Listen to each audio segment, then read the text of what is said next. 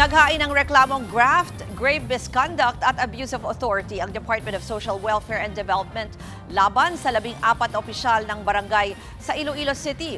Dahil po yan sa umano'y korupsyon sa pamimigay ng ayuda sa mga benepisyaryo ng Assistance to Individuals in Crisis Situations o AICS. Para po sa update, nasa linya ng telepono si JC Cosico. JC, paano daw ba nagkaroon ng korupsyon dyan sa AICS payout?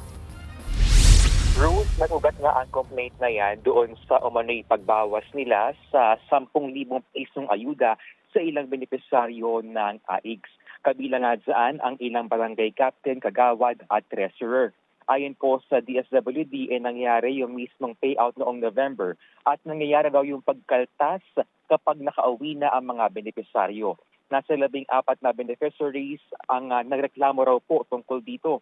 Ang SISTE tinatakot umano ang mga nakakatanggap na tatanggalin sa listahan kapag hindi binigyan ng cut sa ayuda. Aabot sa 9,000 pesos umano ang ibinabawas ng mga opisyal. Ang ilan nga sa mga benepisyaryo ay namatayan pa o nangangailangan ng medical assistance. Sabi naman ng DSWD, sila at hindi ang barangay ang gumagawa ng listahan ng mga makakatanggap ng cash aid. Bukod nga sa kaso, gusto rin isailalim sa preventive suspension ang mga sangkot na opisyal. Daraan naman sa evaluation ang reklamong isinampa ng DSWD. Narito po ang pahayag ng DSWD at ng Office of the Ombudsman. Wala dapat nakikialam dyan. Pero na-revictimize yung mga victim. Kasi pag lumapit ka sa DSWD, may krisis ka ng pinagdaraanan, biktima ka na ng circumstances. Pero dito, yung mga people of authority pa ang nag-revictimize sa kanila. This is something that we will take very seriously, no? Dahil itong ayuda, assistance that are supposed to reach the people who need it the most, kinakaltasan ng mga tao na hindi naman karapat-dapat kumuha ng porsyento.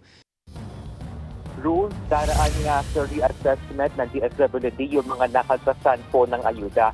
Hinikaya din ng ahensya ang publiko na magsumbong sa kanila tungkol po sa ganitong kalakaran. Sa ngayon ay suspended muna Ruth yung AICS payout sa Iloilo at target po yung maibalik sa Enero. Ruth, balik sa'yo.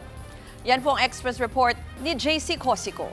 Mga kapatid, Ruth Cabalco, para sa mabilis na pasada ng mga balitang dapat niyong malaman, mag-follow at mag-subscribe sa social media pages ng News 5.